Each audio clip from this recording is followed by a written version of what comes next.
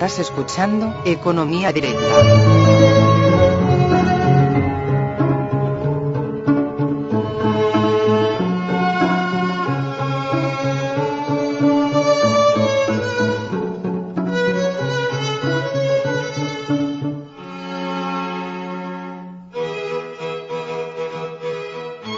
Muy buenos días, amigos de Colectivo Burbuja. Os doy la bienvenida una vez más a nuestro programa Economía Directa. Hoy contamos con la presencia de lujo de Ricardo Vergés. Como sabéis, Ricardo Vergés es uno de los mayores expertos que tenemos en inmobiliario en España. Sabéis también que vino avisando de que se estaba formando una burbuja desde el año 1999, sí, habéis oído bien para quien no lo conozcáis, desde 1999 venía avisando de esto, pues probablemente 3 o 4 años antes que ningún otro analista. Y también es un experto en funcionamiento de mercados. Fue profesor en la Universidad de Montreal, es también arquitecto y bueno, actualmente está jubilado y por supuesto, Ricardo, te damos la bienvenida después de tus problemas de salud, de los que afortunadamente ya te has recuperado casi por completo, y por supuesto agradecerte que te hayas prestado a participar en nuestro programa. Muy buenos días, Ricardo. Buenos días, pues es con mucho gusto que respondo a esta propuesta de entrevista y allá vamos. Quizá sería importante que explicara por qué diablos he acertado ya en 1999. No, desde luego, yo no tengo ninguna bola de cristal. Lo que sí tengo es una experiencia que es muy, muy curiosa. Y es que de joven, cuando llegué apenas llegado a la adolescencia, pues tuve que empezar a trabajar y en Badalona, la ciudad donde yo nací, que era una ciudad muy industrial, pues allí trabajar quería decir entrar en un taller o entrar en una fábrica o en una manufactura y esto es lo que tocaba. Y tuve la suerte de tener una cierta debilidad en la representación gráfica, en el dibujo y también en el cálculo, lo cual me permitió de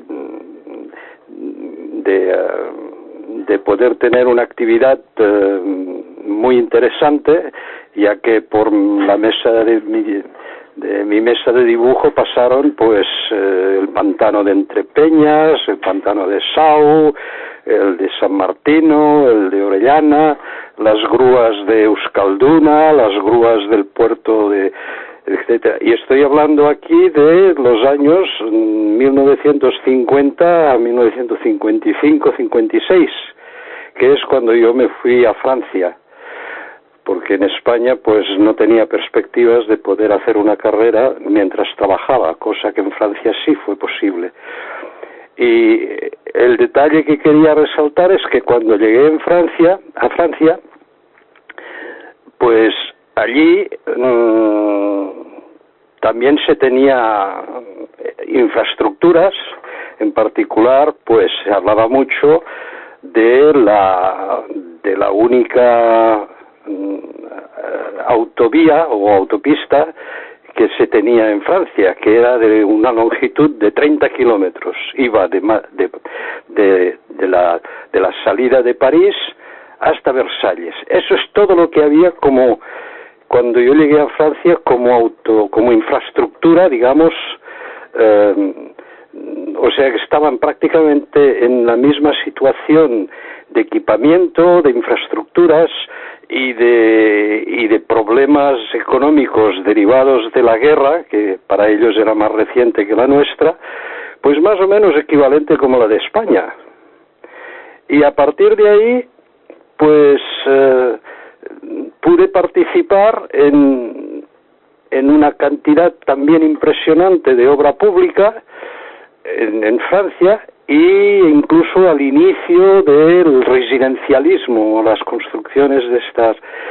¿Y cómo se hizo este despegue? que como os he dicho hace un momento, pues es un despegue que era equivalente al que se había realizado en España bajo el franquismo, el más odioso franquismo que se pueda imaginar. Pues aquí también hubo un despegue. O sea, Europa despegó precisamente en aquellos años. Y durante 30 años los mercados funcionaron. Y los mercados permitieron de hacer un crecimiento como no se había visto nunca. ¿Cómo es que esto fue posible en una situación que era mucho más desfavorable que la actual? Porque a muchos de del capital humano tenía el handicap de haber perdido mucho efectivo en las guerras, tanto la nuestra, la guerra civil, como en la Segunda Guerra Mundial en el caso de Francia. O sea que faltaba capital humano, faltaba capital físico. Ya os he dicho, Francia funcionaba con una red de ferrocarriles muy extensa, porque siempre ha sido lo suyo, pero el material ferroviario que circulaba por ahí en aquel momento era exactamente el mismo que el que teníamos en España. No sé si se acordarán de la locomotora de la electrificación en España, estas locomotoras verdes muy pesadas que tenían unas ventanas en forma de ojo de buey redondas. Bueno, pues yo trabajé cuando estaba en España para la grúa que tenía que manejar para el montaje de esta máquina de tren, esta locomotora. Lo mismo que se estaba haciendo en Francia, además con la misma marca, ¿no? Era Alstom, la famosa empresa rescatada del periodo de antes de la guerra. Y ahí aprendí que la economía es libre mercado regulado, es decir, que tiene que haber unas previsiones, tienen que haber unos números, tiene que haber unos dispositivos para captar las rentas y los recursos para poder realizar todo esto, y con el esfuerzo de todos no tiene por qué salir mal.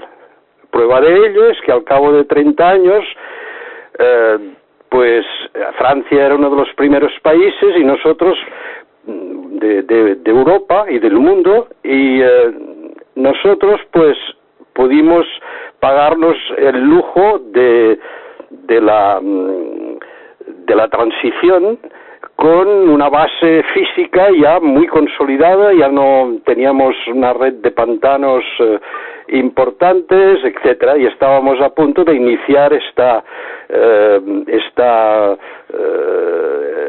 gran proyecto que desgraciadamente no se ha realizado, que era la reconstrucción del corredor mediterráneo, que antes era un corredor desde la antigüedad, era un corredor de cabotaje, de marina de cabotaje, que distribuía los bienes y servicios que traían los barcos para el resto del litoral. Y ahí se terminó los buenos tiempos, y a partir de la transición, por razones políticas o lo que sea, pues ya no hubo este empuje de antes. Entonces la pregunta que yo me planteaba ya en 1999, incluso en 96, de cómo es que el mercado inmobiliario en España pues no funciona bien. Los precios se tienden a disparar. En 1999 todavía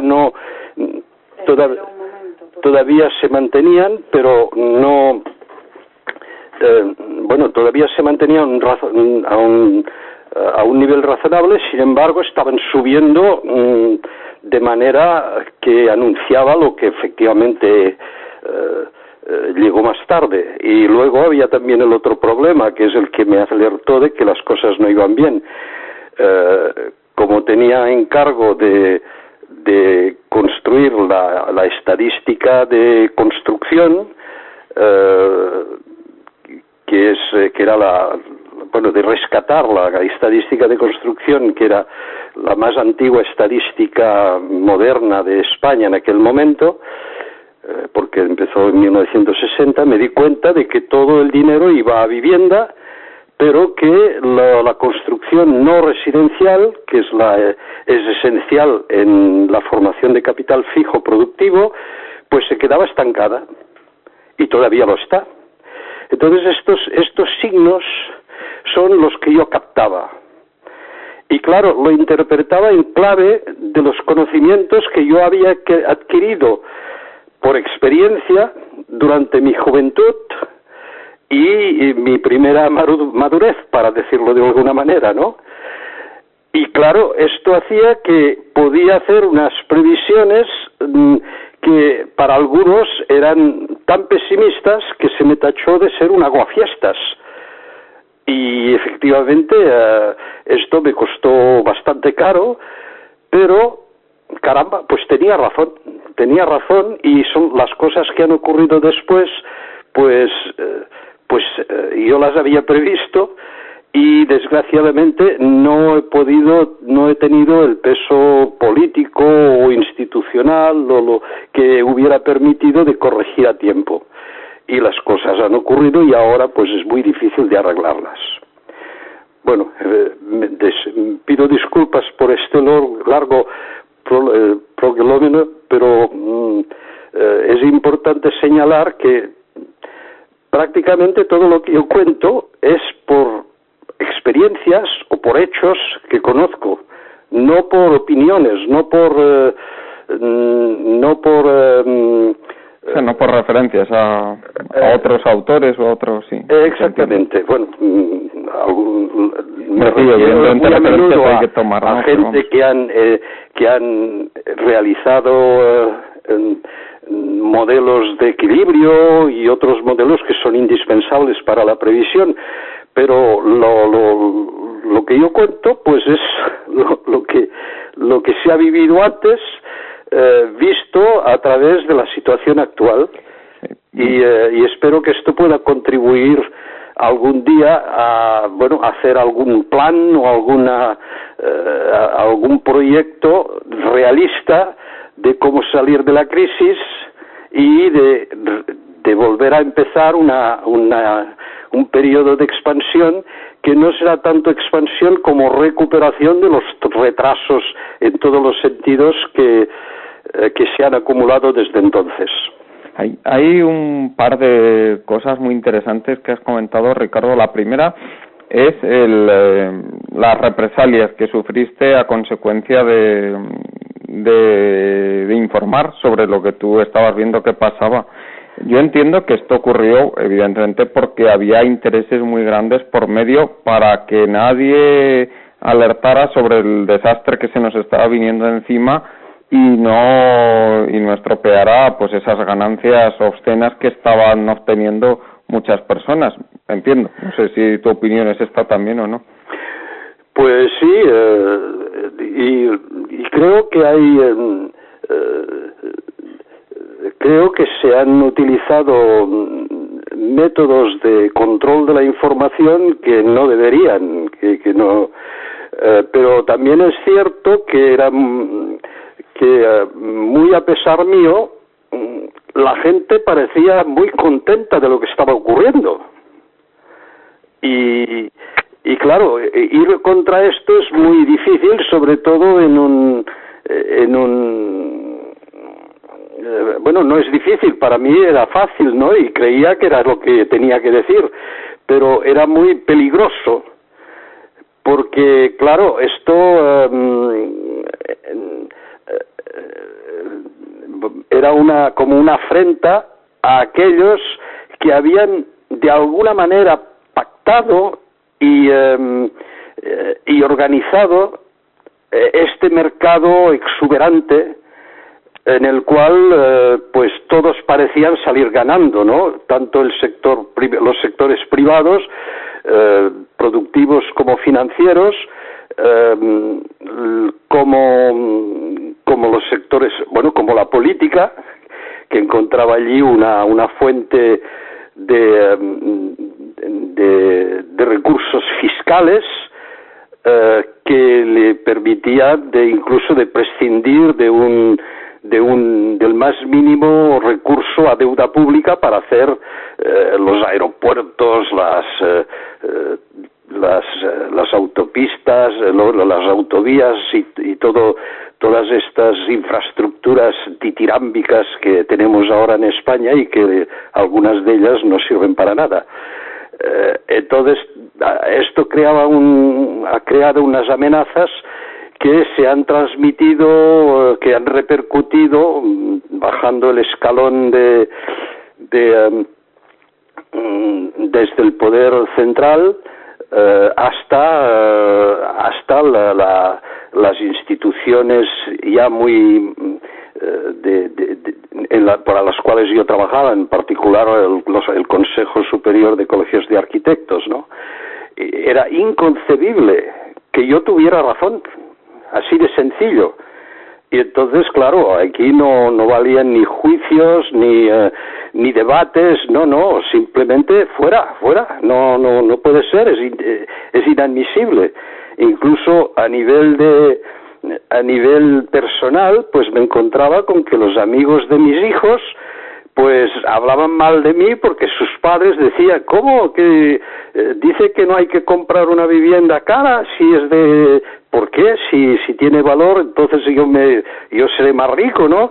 Y entonces esto, claro, eso transmitía vía la pandilla, me llegaba a mí y tenía una relación con mis propios hijos que no era muy favorable.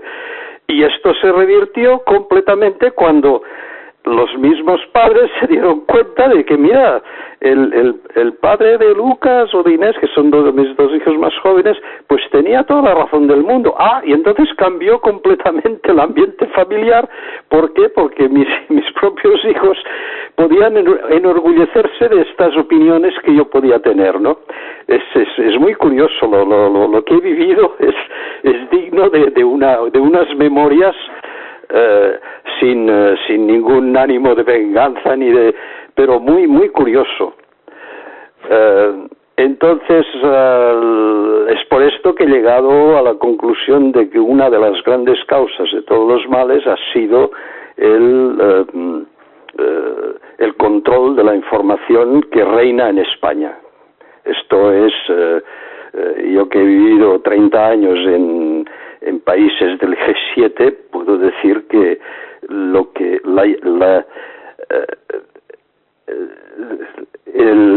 la incapacidad de poder expresar hechos reales, contrastados, que puedan ayudar a la sociedad, por parte de aquellos que han tenido la suerte de poder realizar esa experiencia e informarse debidamente de cómo las cosas deberían funcionar. Esto no lo he visto en ninguna otra parte. Y supongo que esto evidentemente es una de las causas fundamentales de que haya ocurrido lo que ha ocurrido aquí, que nos veamos ahora en esta situación. Sin eso no sería posible que hubiera ocurrido esto, ¿no? Sí, pues precisamente el otro día, Juan Carlos, tú mismo me hablaste de la coincidencia que había entre mis perspectivas y la teoría de Joseph Stiglitz, sí, sobre la importancia fundamental de tener buena información, abundante, fiable, puntual y suficientemente desglosada de toda la información del mercado. Esto Stiglitz, mejor dicho, Akerlof, que era colega de Stiglitz cuando ambos eran profesores en el MIT, pues cuando empezaron a trabajar sobre este tema, a raíz de unos encargos de información, de unos encargos de compañías de seguros que vivían ya el problema de la información asimétrica.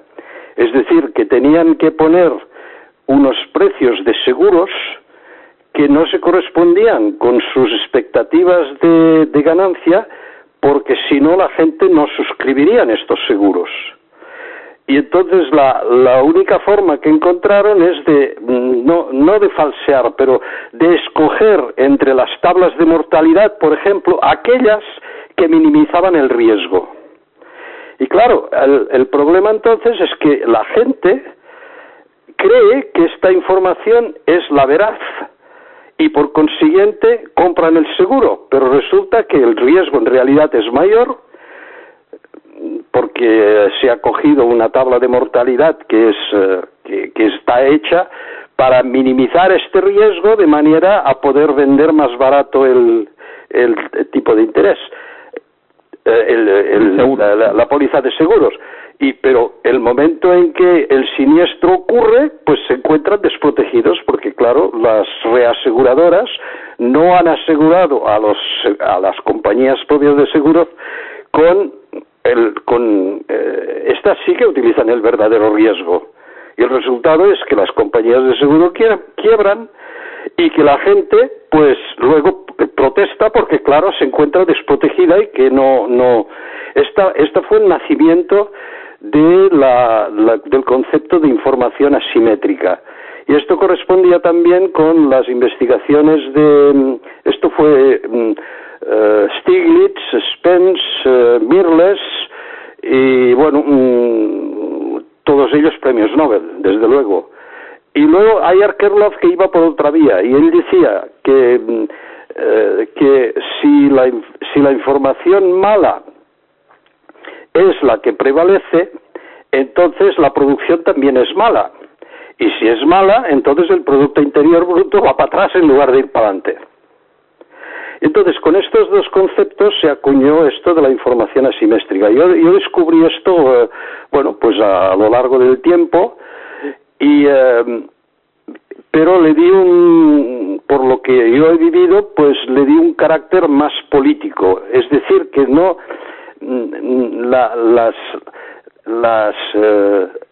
el control de la información no se hacía para minimizar los riesgos y poder vender más barato, sino todo lo contrario. Se hacía para poder ganar dinero, más dinero de la cuenta en el transcurso del mercado.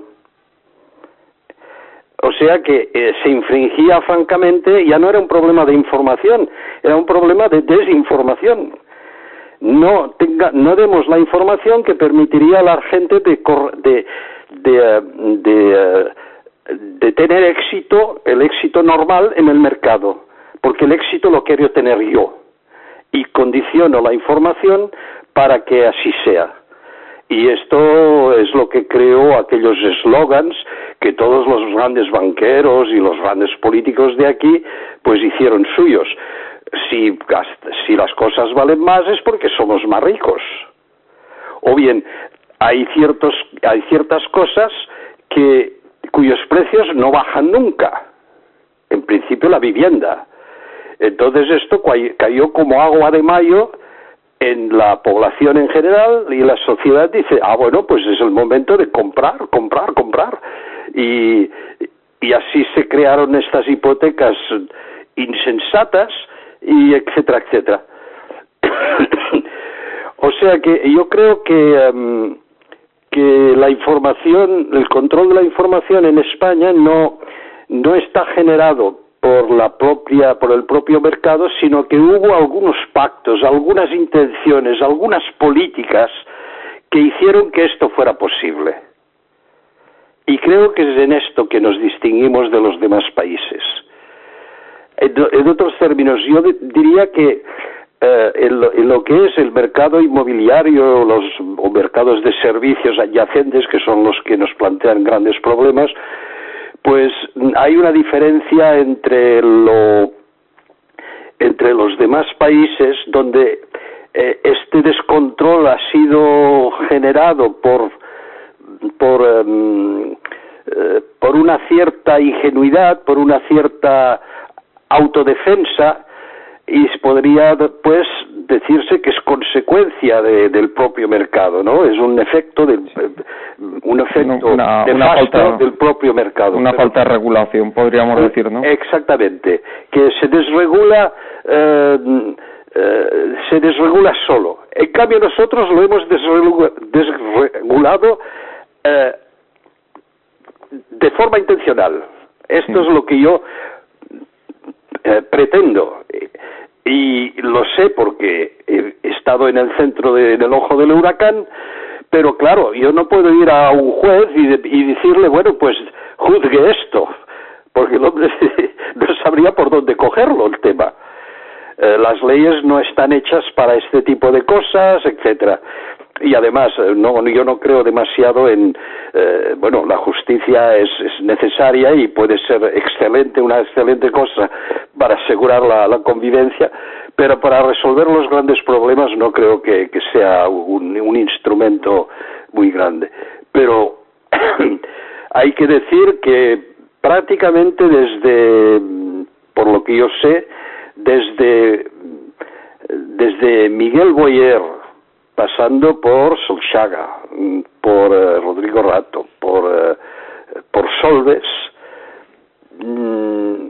para no citar más que esta línea, la de los ministros de Economía, yo creo que conocían hechos que eran desreguladores y no informaron de ello a la sociedad. Yo creo que es por ahí que van las cosas, en mi sentido. Y lo sé porque leyendo artículos extranjeros de entrevistas a Solbes, a Rato, etcétera, me di cuenta de que no decían lo mismo que cuando hablaban con periodistas españoles. Entonces ahí yo creo que ha habido un comportamiento perverso de parte del establishment, digamos, político-bancario e incluso político-bancario productivo, con los promotores y todo esto. Yo creo que ha habido será muy difícil de demostrar y quizá no valga la pena tampoco de demostrarlo, ¿no? Pero esto se tendría que corregir, no puede ser que esto continúe así en España. La verdad, los hechos, pues se tienen que decir, llevar a conocimiento, y así la gente, los españoles, que no somos más tontos ni más listos que los demás, pues entenderíamos las cosas y no cometeríamos errores. Es decir, que podríamos decir, hablando coloquialmente, que aquí se ha llevado al extremo el famoso capitalismo de amigotes, ¿no? Sí, totalmente. Es decir, que el mercado ha sido un instrumento para sacar unos beneficios indebidos y al gobierno de aprovecharse de estos beneficios mediante la vía fiscal para poder pagar unas infraestructuras sin necesidad de acudir a la deuda pública durante muchos años. La deuda pública española era modélica, y de pronto, claro, se termina el chollo en un momento dado, y en lugar de parar en seco para no encontrarse presa de Bruselas, que solamente puede intervenir en lo público y no en lo privado, pues en lugar de esto disparan la deuda pública. Los gráficos que he hecho al respecto son espectaculares, ¿no? Y esto se empezó mucho antes de Zapatero. Se empezó prácticamente en el segundo mandato de Aznar. Además, Aznar era muy exuberante al respecto. Un día yo lo vi en la televisión diciendo ¿cómo la España va a ir mal? Porque ya había algunas quejas por ahí. Salió en la televisión, que yo lo vi, diciendo que cómo vamos a estar mal si somos capaces de construir tantas viviendas como Francia, Alemania e Inglaterra juntas. Esto yo lo vi, lo oí, sí. Y esta frase era mía, sí. Porque nadie en España, creo yo, podía saber estos datos porque implicaba un conocimiento de las estadísticas internacionales que nadie se ha preocupado de tener en España. O sea, esta frase era mía, yo la había repetido ya varias veces en mis informes y efectivamente yo la daba como una crítica, pero Aznar la cogió como ufanándose de ello, lo cual quiere decir que algún acuerdo, algún pacto, algunas decisiones de nivel muy alto fueron tomadas en su momento, y aquello funcionó de maravilla. O sea, el éxito del auge, el éxito social del auge, económico y todo, ha sido espectacular, a tal punto que los demás países de Europa pues querían copiar el milagro español. Y claro, en este marco, pues imagínate lo que podía suponer de que yo fuera ahí diciendo lo contrario. Y se me publicaba hasta un cierto punto. A partir de un cierto momento ya no se me publicó, y ningún periodista con los que yo había trabajado y que habíamos podido hacer artículos a 5 columnas y todo, pues se acabó. Desde entonces ni la televisión ni nacional, por supuesto, ni siquiera autonómica, ni los periódicos nacionales también, e incluso algunos regionales, han podido sacar una... Ahora, a partir del momento en que las cosas caen, ya todos los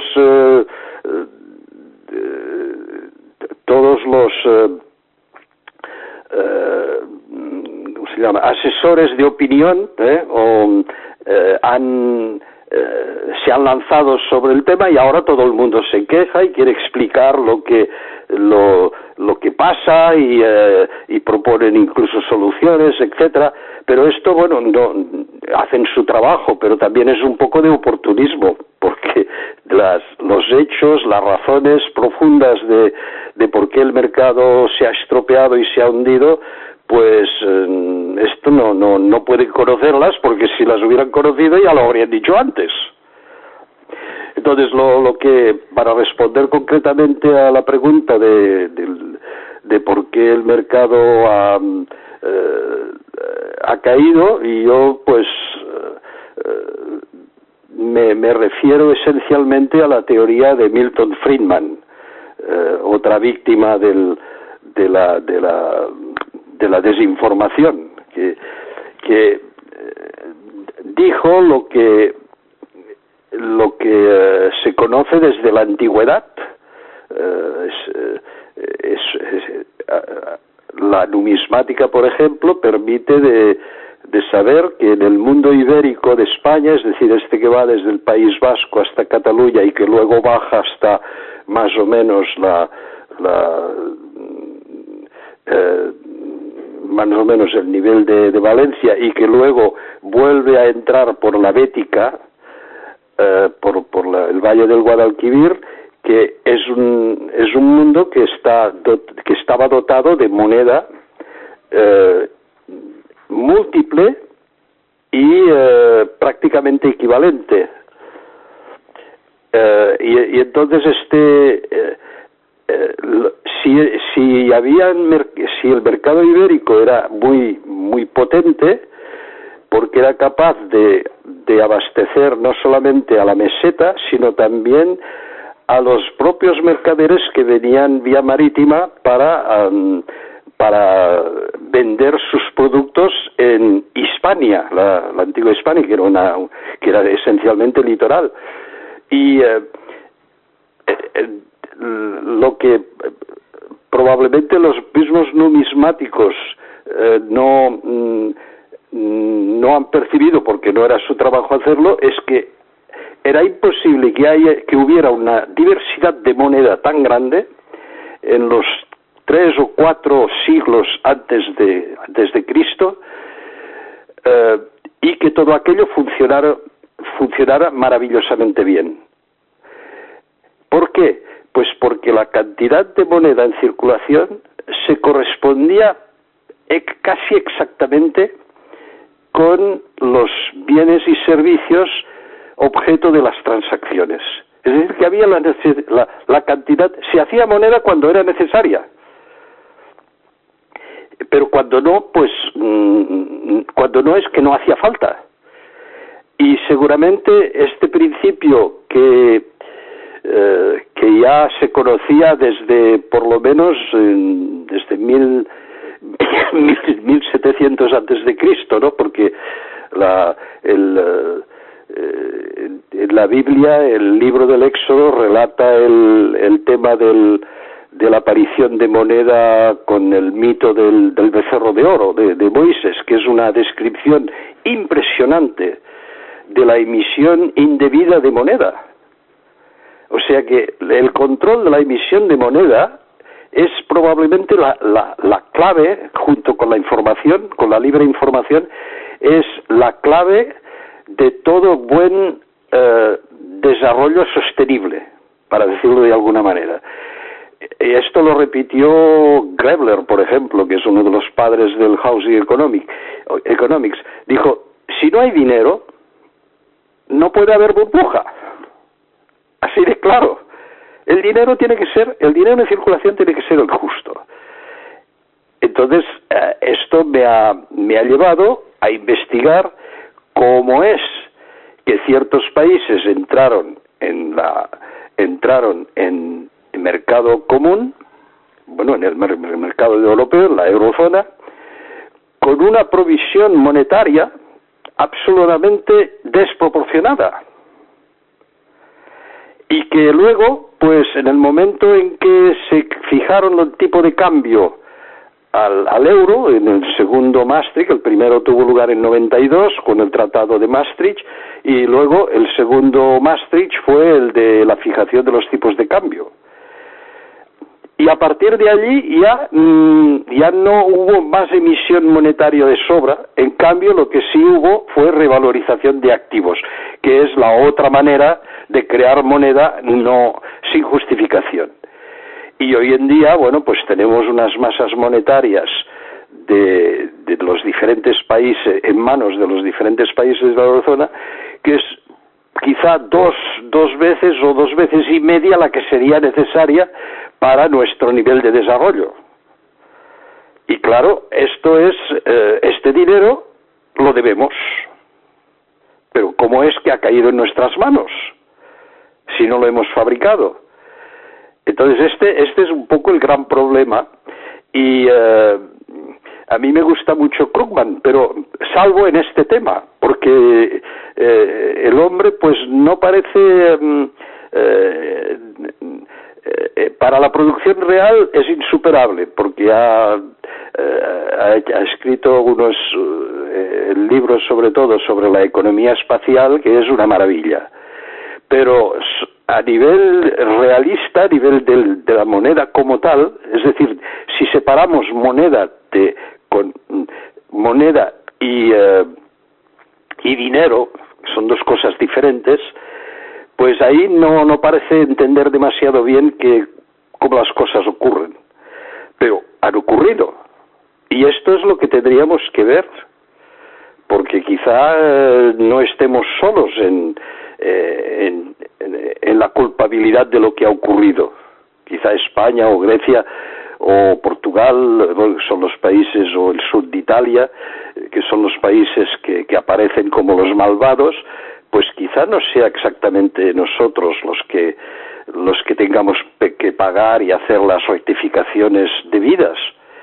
Quizá haya también estos productores de moneda indebida que lo hicieron en algún momento quizá muy lejano, que supieron esconderlo hasta el momento en que se pudo cambiar el euro a las monedas nacionales, o cambiar las monedas nacionales por euros, y que luego se ha distribuido prácticamente sin control a los países que supuestamente necesitaban desarrollo, aunque lo que decía al principio de esta entrevista, de esta discusión, pues tendría a demostrar, a mi juicio, que estábamos tan desarrollados prácticamente que los demás. Además, un simple viaje a Alemania, te das cuenta de que es un país normal, bueno, pues que tiene grandes empresas, pero nosotros también tenemos grandes empresas. Quiero decir que no se ve ni por asomo esta imagen de potencia, de superpotencia conseguida gracias al trabajo y al tesón de los alemanes. No, pues es un país pues normal, con sus problemas, tiene poco AVE, nosotros tenemos más que ellos, bueno, en fin, todas estas cosas que son unos tópicos que permiten a algunos de hacernos tragar la píldora. Y yo trabajo en este sentido, ¿y cuáles son los hechos? ¿Y por qué estos hechos ocurrieron? Y si hay que llegar a la sospecha de que algunos países pues han practicado lo que se dice la emisión inorgánica de moneda, quiere decir arreglársela para sacar más moneda de la que es necesaria y que razonablemente está justificada de hacer, ¿no? Entonces, esto todavía no ha entrado en la agenda política, pero estoy seguro de que dentro de poco entrará. Entiendo, Ricardo, que tu tesis es que si el problema se gestó a nivel europeo, la solución tiene que ser también a nivel europeo, no puede exigirse una solución a nivel nacional como se está pidiendo ahora, ¿no? Sí, tanto más que lo que se exige de España y que Rajoy cayó en la trampa los primeros meses de su mandato, fue que lo que nos piden es hacernos harakiri. Así de sencillo. Pero claro, es que si lo hacen tampoco cobrarán. Si nosotros nos hacemos harakiri como se está haciendo, echando cada trimestre echamos 500.000 más de parados por ahí, pues esto acabará con nosotros. Y claro, los acreedores que están por ahí, pues no cobrarán. No se puede pedir a la gente de pagar una cosa que no pueden pagar, a menos de esclavizarlos o de eliminarlos para hacerse con sus bienes o cosas de este tipo, que ya no, por suerte ya no se pueden hacer hoy en día. Antes sí que se hacían, pero ahora no.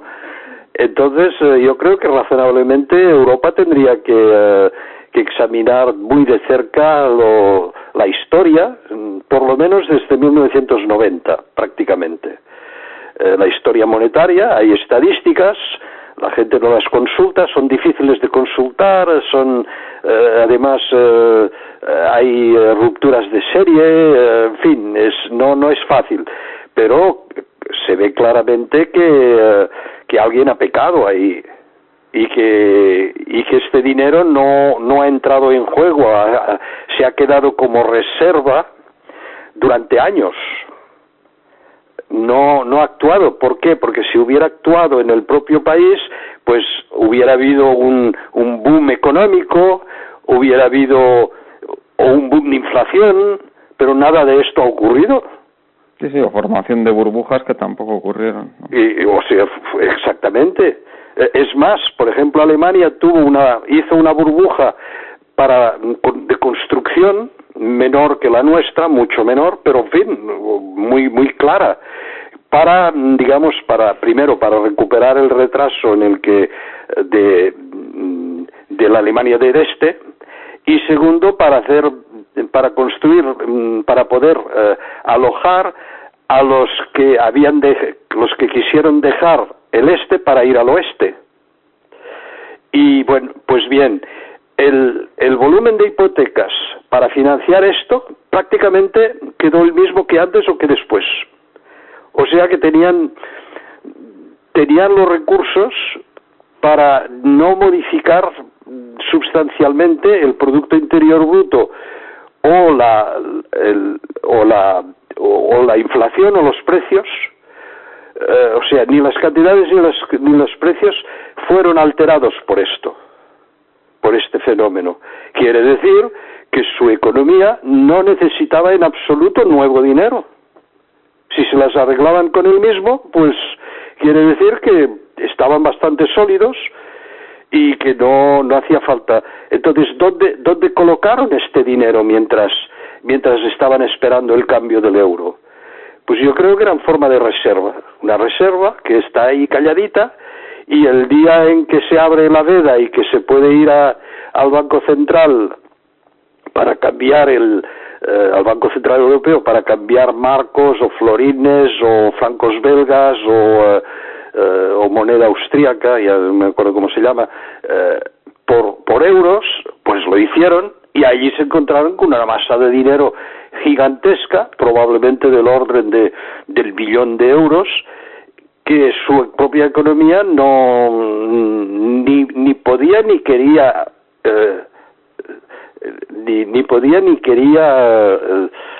utilizar.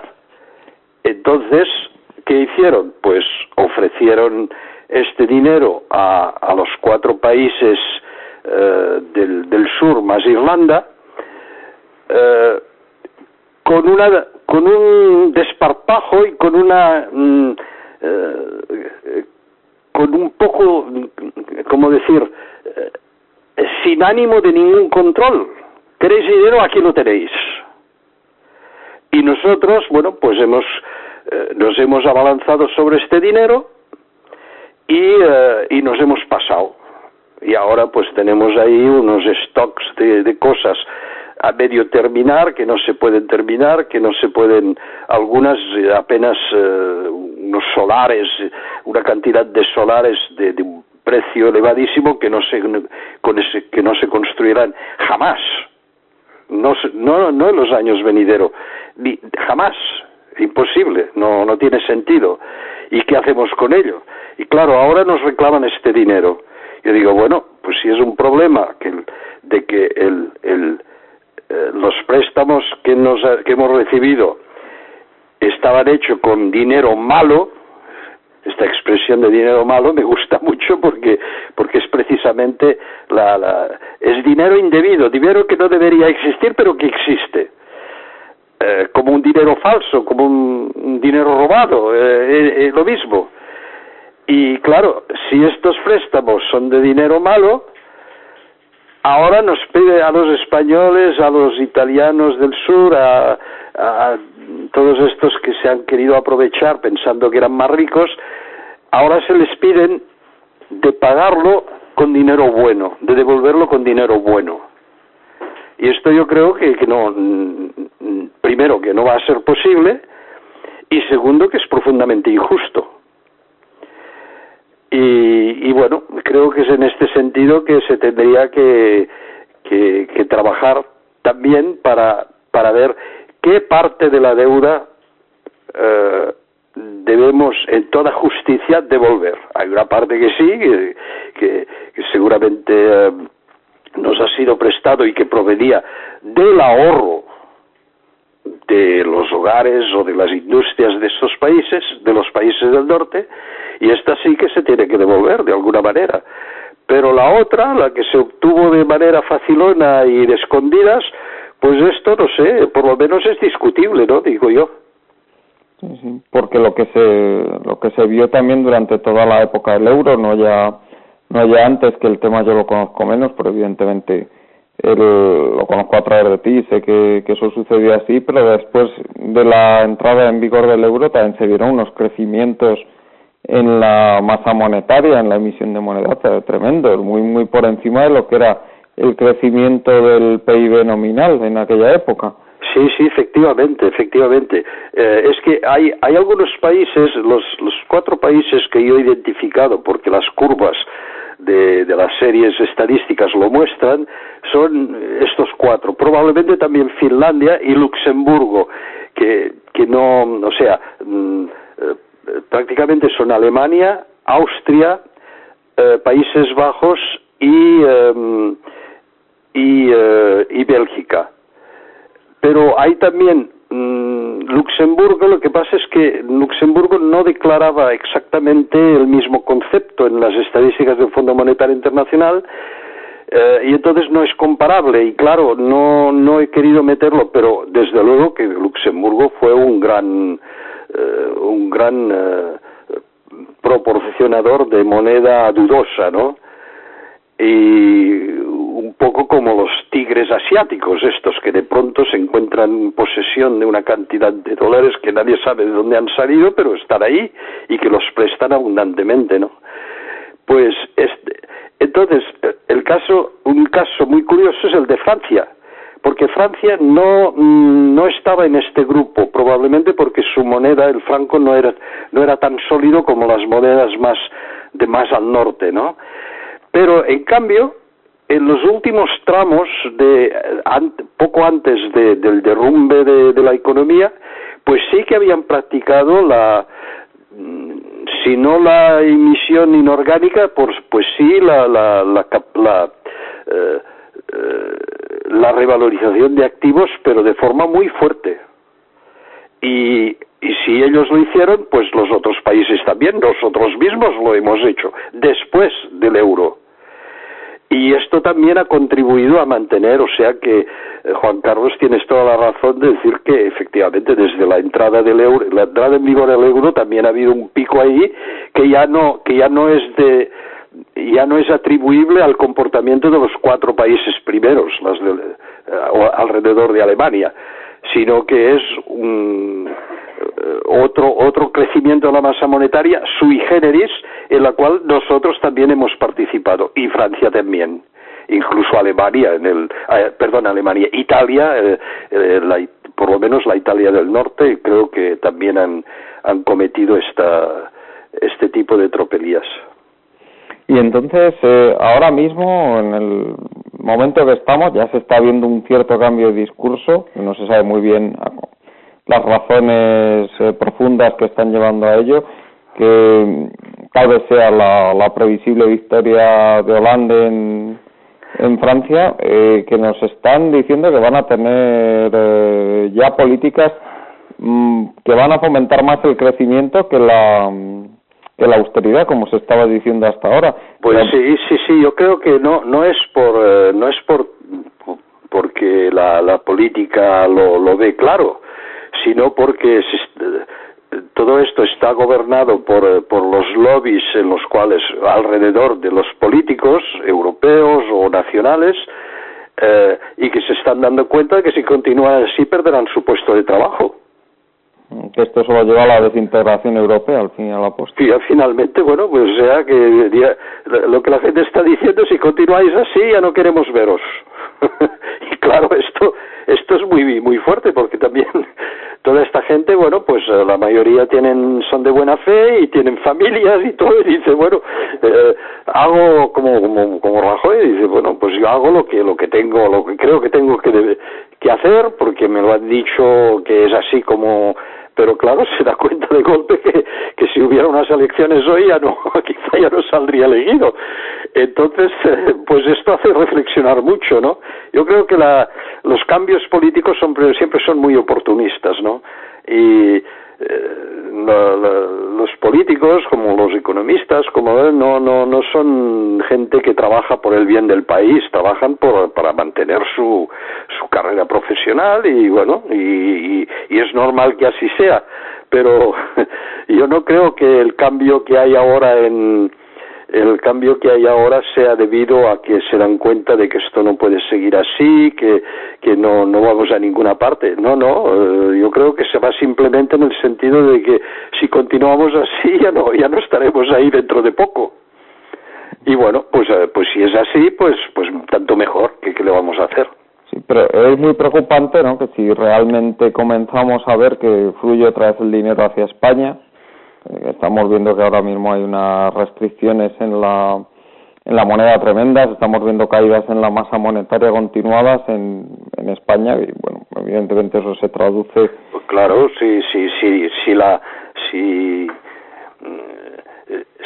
los vencimientos, y los pagos de intereses y los servicios asociados con la adquisición de nuevos recursos y todo esto resulta que se realizan con el esfuerzo de todos, pero que la masa monetaria equivalente se va fuera de España, pues nos quedamos sin nada.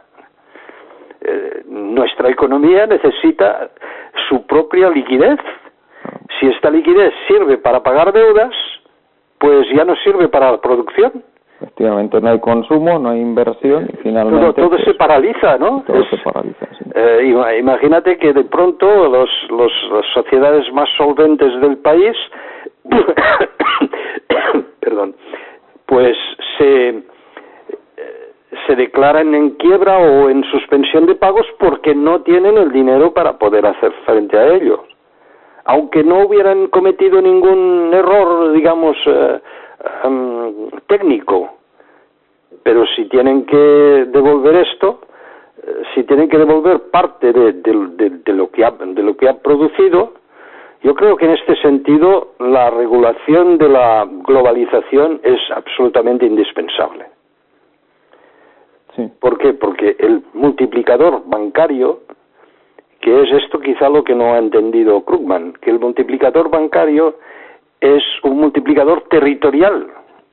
Si todas estas deudas nosotros las debiéramos a nuestros bancos y cajas, Caja Duero, Caja Galicia, Banco de Sabadell, etcétera, bueno, pues pagaríamos y este dinero se mantendría al anterior del territorio nacional y alimentaría pues los ciclos subsecuentes de producción y así poco a poco con los márgenes obtenidos pues iríamos creciendo. Pero claro, si esta circulación cesa de golpe cada vez que se paga algo, por ejemplo, alrededor de 200, no sé cuántos millones salen cada día de fuera de España, entonces el multiplicador bancario se hace en Frankfurt o en Alemania o en Francia, allí donde está la sede del banco que ha prestado este dinero. Entonces los bancos de aquí solamente son intermediarios, pero en muy mala posición, porque están entre el yunque y el martillo. Nosotros debemos el dinero a estos bancos, pero estos bancos lo envían luego día a día afuera de España, y allí se forma su propio multiplicador bancario. O sea que no hay salida. Por eso que el modelo de hundimiento del mercado que he propuesto en mi última publicación en el Observatorio Inmobiliario es que tiene que haber una paridad difícil de conseguir, pero absolutamente imprescindible, o por lo menos una voluntad de paridad y de equivalencia entre el volumen de producción, o sea, el volumen de transacciones de producción y de consumo, y la masa monetaria disponible. Si cualquier pago al exterior con la liquidez necesaria, con la masa monetaria que es necesaria al interior, puede considerarse como una hemorragia. Y lo primero de todo es parar esta hemorragia, como sea. Luego ya veremos qué vamos a hacer con toda esta liquidez y regular los propios mercados. Pero lo primero es conservar nuestra liquidez, por lo menos a niveles asumibles. Hay niveles que son inasumibles, entonces a esto sí que no habrá otra solución. Y o sea que a mí lo que me preocupa más no es que no venga dinero de fuera, que es lo que temen que los mercados respondan mal. Me da igual el dinero que venga de fuera, se lo pueden guardar. A mí lo que me preocupa es el dinero que sale fuera. Es que no es posible de imponer esto a una sociedad. Es imposible. No, hay que encontrar una solución, pero no es posible. Y a mí lo que me preocupa más es que aun cuando se encuentre la solución a esto y se consiguiera parar esta hemorragia a la que te refieres, que cómo con las estructuras montadas durante estas 2 últimas décadas, este capitalismo de amigotes del que hemos hablado, cómo se va a emplear ese dinero, si es que realmente finalmente llega ese dinero o deja de salir. Eso para mí es muy preocupante. No le veo una solución fácil. No, claro, porque todos los mecanismos están hechos han sido adaptados a esta exuberancia, y ahora ¿cómo vamos a hacer? No podemos cambiar todas las leyes de golpe o meter a la cárcel a una cantidad impresionante de gente, ¿no? Esto no es así como funciona. Y yo creo que ahí hay un problema humanístico que es del cual espero poder hacer un trabajo conjuntamente con un antropólogo canadiense que fue estudiante mío, curiosamente, pero hemos coincidido 30 años después y resulta que pues está trabajando en estos en la teoría de la unicidad de la especie humana, ¿no? O sea, ¿por qué hay buenos y por qué hay malos? Así de sencillos. Y que esto ya existía en los chimpancés, con lo cual es algo que está muy arraigado, ¿no? El concepto de bien y de mal no tiene tanto sentido en esta óptica, ¿no? Pero está claro que necesitamos la regulación de mercados solamente puede hacerse en base a unas virtudes que los antiguos conocían, la famosa virtud de los griegos, que decían que todos los griegos conocen la virtud, pero solo los espartacos la practican, ¿no? Sí. O en la propia Roma también, ¿no? La mujer del César no solo tiene que ser virtuosa, sino que tiene que parecerlo. O sea que el tema del comportamiento y esto existe y las leyes están hechas por ello. No puedes mentir, no puedes meter la mano en el bolsillo del vecino o de tu prójimo. Tampoco puedes ir por ahí acostándote destruyendo los mercados porque te acuestas con los cónyuges de tus partners, ¿eh? No puede ser esto. ¿Qué le vamos a hacer? Si queremos hacer un mercado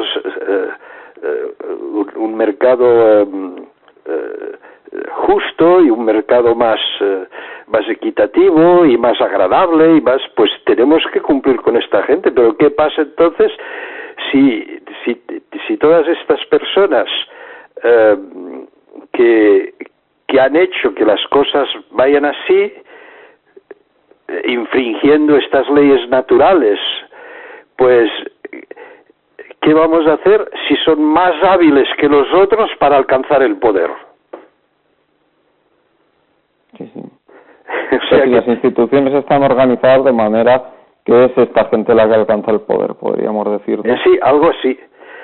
Y claro, y sus razones tienen, porque esto está en su cerebro. Y esto ya son palabras mayores, porque el tema del comportamiento social es muy, muy peliagudo, ¿no? Gente que, hacen que acaban haciendo las leyes de manera a obligar de alguna manera a todo el mundo a pasar por el mismo aro, si no, pues te arruinas o te silencian, como me ocurrió a mí, o bien, y esto, pues, algún día tendremos que hablarlo, ¿no? Y he estado muy contento de descubrir que en Estados Unidos, sobre todo, también en Francia, incluso en Alemania, creo, pues hay una especie de grupos de ningún color político, pero que estudian este problema. ¿Cómo vamos a...? Porque si no regulamos esto, si no establecemos unas reglas y tenemos medios de poder sancionarlas gracias a la información, no hacen falta cárceles, simplemente hay que descubrir las cosas. Entonces, claro, ya quitas todo el poder a esta gente y tendrán que buscarse la vida de otra manera. No creo que sea normal que haya gente que juega y por consiguiente se aprovecha también de lo que es nuestro esfuerzo, nuestro dinero, nuestras propiedades, nuestras familias, etcétera.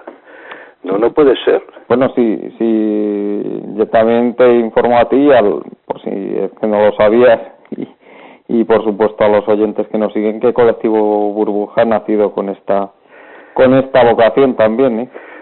Pues bueno, podéis contar conmigo en la medida en que esto pueda seros útil, porque yo creo que es el problema fundamental.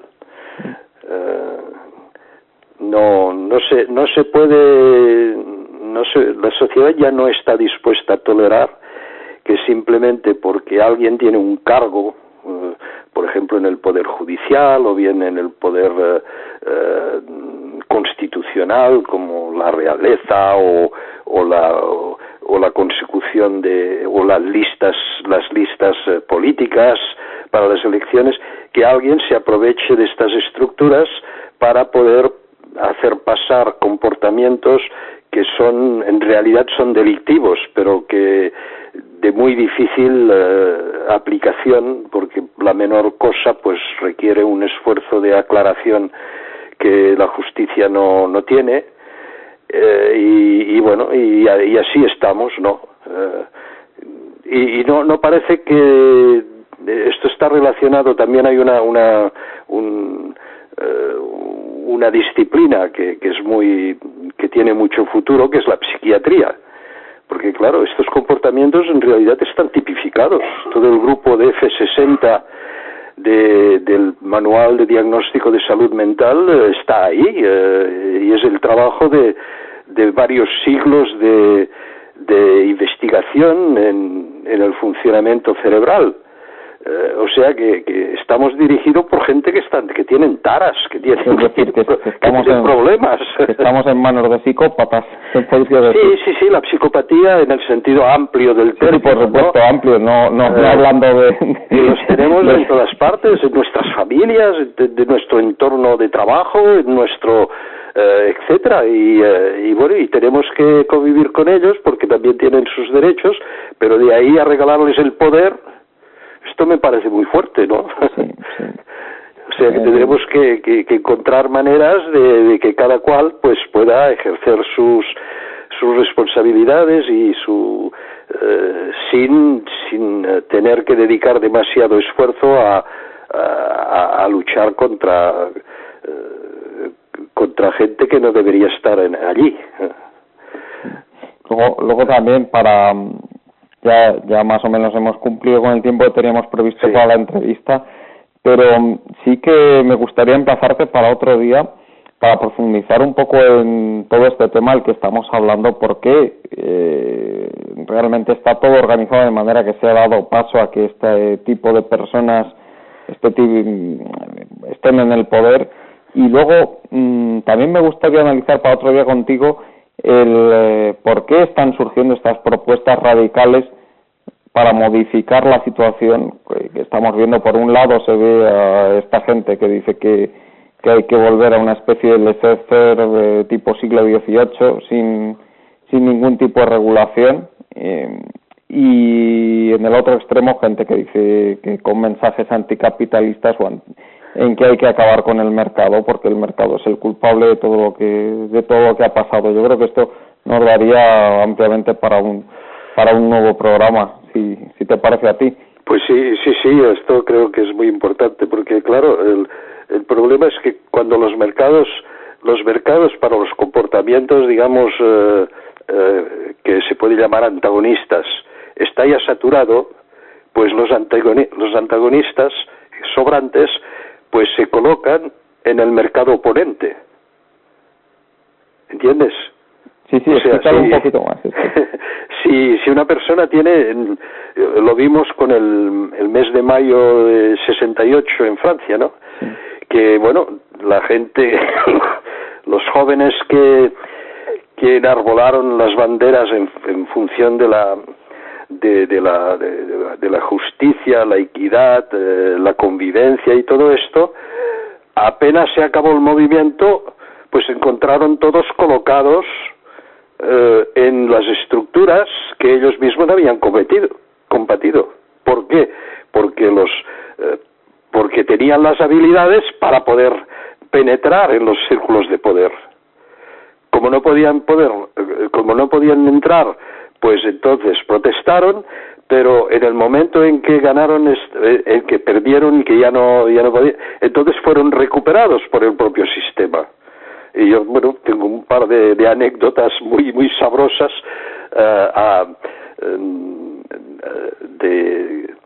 que podría contar sobre esta recuperación. O sea que de antagonistas tenemos de sobras, y es muy difícil de hacerles de cambiar su comportamiento para que se conviertan en, bueno, toda persona tiene tendencia a dos cosas, ¿no? O bien a ser sinérgico, es decir, a contribuir a un esfuerzo común de manera que el resultado sea superior a la suma de los esfuerzos. Esto es una propiedad de los animales también lo tienen, pero que está tan diluida a lo largo de los siglos por la evolución que es como si no estuviera, ¿no? En cambio, el ser humano es capaz de activarlo muy fuerte, pero al mismo tiempo hay también esta tendencia que todos tenemos, pero aunque generalmente con menos intensidad, de la búsqueda de alguien que haga el esfuerzo por ti y de poder, pues, tener una ganancia superior, pero claro, todo esto tiene un coste social. Entonces, estas dos características tienen sus propios mercados, y cuando en un mercado no funciona, pues se van al otro. Y es esto que creo que en Europa hemos echado por la borda, pues prácticamente toda la historia filosófica acumulada en Alemania, en Francia, en España, durante siglos, la hemos echado por la borda. Y claro, entonces es muy fácil de decir, no, el sistema capitalista, bueno, pero ¿qué es el capital? Empecemos por el capital.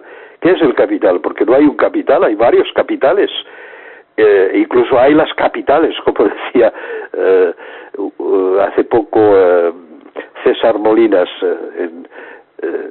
el capitalismo castizo, que se refería a la capital de Madrid. Efectivamente, estos temas son muy complicados, pero hay que abordarlos porque si no nos encontraremos, no podremos salir de los problemas en los que nos hemos metido. Y me gustaría mucho poder hablar con vosotros de esto y avanzar un poco.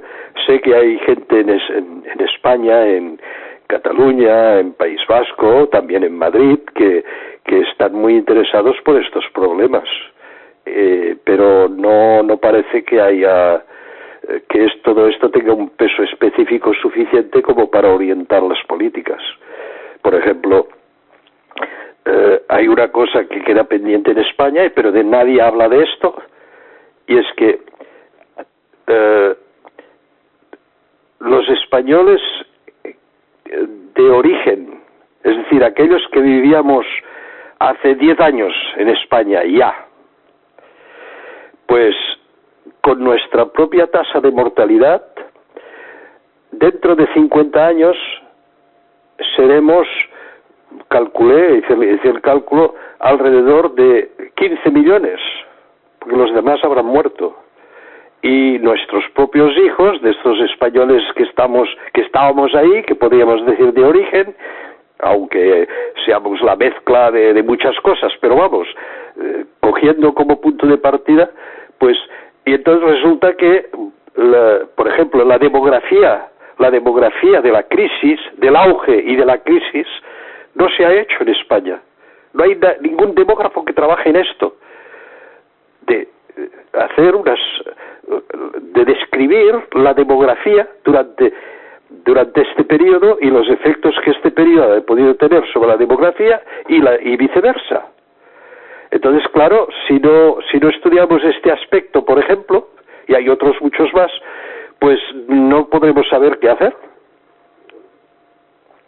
Pero vamos, tenemos tiempo por delante porque creo que la resolución tenemos que llegar a un régimen de problema que no sea tan acuciante como ahora, pero el problema lo tendremos mucho tiempo.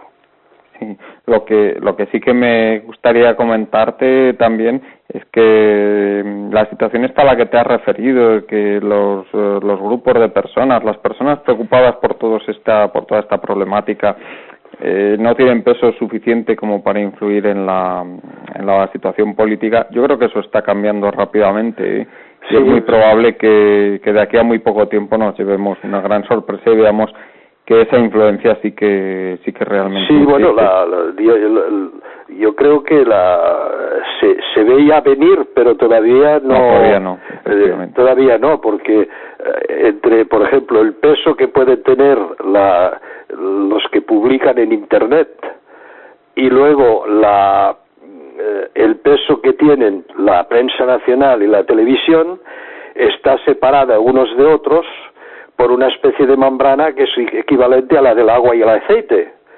Si eres agua no pasas al aceite, no te hagas ilusiones, y viceversa. Bueno, sí, viceversa sí se puede hacer, pero no tiene ningún interés. Y claro, mientras esto dura, que esto no ha durado tanto en otros países, sobre todo en Estados Unidos, donde, bueno, lo primero que hace un político por la mañana es consultar Internet a ver qué ha salido, ¿no? Aquí no parece como si Internet no existiera. Para el establishment parece como si no existiera, Efectivamente. Entonces, claro, yo he intentado, contactar con algunos amigos que fueron amigos míos y que ahora ocupan puestos de primer plano en política, y no hay manera, no hay manera. Sí. Hay muy pocos autores, efectivamente, que destaquen en ambos ámbitos, eso es así. Hay lo que son los diarios digitales, que digamos que son los que hacen un poco de puente entre los dos mundos, pero efectivamente tampoco los diarios digitales más bien están en el mundo de Internet que no en el mundo de que consultan los políticos. Sí, incluso ahí dentro, como los diarios digitales necesitan de la publicidad para poder sobrevivir, entonces, tengo un caso bastante llamativo de un periódico digital, uno de los más importantes, que, tuvo que prescindir de uno de sus colaboradores, era una chica muy espabilada y que tuvo la audacia de lanzarse pero no duró. El propio periódico digital que prefirió prescindir de sus servicios que mantener, digamos, la libertad. ¿Por qué? Porque los bancos habían presionado a las empresas que publicaban, a las empresas que publicitaban en este periódico, para que retiraran la publicidad y la pasaran a otros medios. Y así fue. Sí, ese desde luego es el gran problema con el que cuentan ahora los medios de información, que realmente están en manos de ese mismo poder económico. O sea que la tensión superficial entre el aceite y el agua se ha convertido en una especie de coraza de cuero impermeable y de momento no hay manera. A menos de que de pronto se encuentre la manera de hacer una primavera árabe suficientemente sólida como para aguantar todos los embates e imponerse. Entonces sí, la cosa ya pero ya ves como que incluso las comunidades autónomas no están por la labor, ¿eh? Así que, bueno. Muy bien. Pues yo creo que lo dejamos por aquí, lo dejamos aquí por hoy. Ya nos quedamos emplazados para otro programa la semana que viene o a otra semana, ya cuando a ti te venga bien. Esto ya lo iremos hablando. De acuerdo. Y bueno, pues por supuesto agradecerte esta interesantísima entrevista que vamos, en la que has dicho cosas que yo creo que no dice prácticamente nadie, y además por supuesto basándote en esa inmensa experiencia que atesoras. ¿Sí? Sí, bueno, este quizás es el problema, que para poder encontrar solución a un problema hay primero que haber visto el problema y trabajado sobre él. Pero claro, esto casi nadie lo ha hecho porque no había problema. Entonces, mucha gente muy valiosa, por cierto, bueno, no todos, pero muy valiosa, pues se han subido al tren en marcha cuando ya iba a descarrilar. Pero claro, como al no tener los conocimientos del problema desde el principio, pues ya no, esto les invalida para encontrar soluciones. Y yo tengo esta suerte de haber podido hacer mi experiencia antigua, que se me quedó grabada en el cerebro, y para mí, bueno, pues ha sido mucho más fácil de ver que había un problema, y por consiguiente ahora estoy en mejor disposición, creo yo, que muchas otras personas para ver cómo podríamos llegar a una solución. Y a esto me dedico actualmente. O sea, no es una cuestión de inteligencia o es una cuestión simplemente de oportunidad y sobre todo de independencia. Y yo tengo las dos y mira, me ha caído esta suerte, aunque lo he pagado caro, pero vale la pena. Muy bien. Pues con estas palabras tuyas nos quedamos, Ricardo. Hasta luego. Muchísimas gracias por este tiempo que nos has concedido y te deseo lo mejor para esta semana. Gracias. Hasta pronto. Hasta luego, Juan Carlos. Y también, como siempre, muchas gracias a todos los amigos de Colectivo Burbuja que nos siguen como siempre. Os recuerdo que podéis continuar con nuestros programas en www.colectivoburbuja.org y en nuestros grupos de Facebook. Hasta pronto.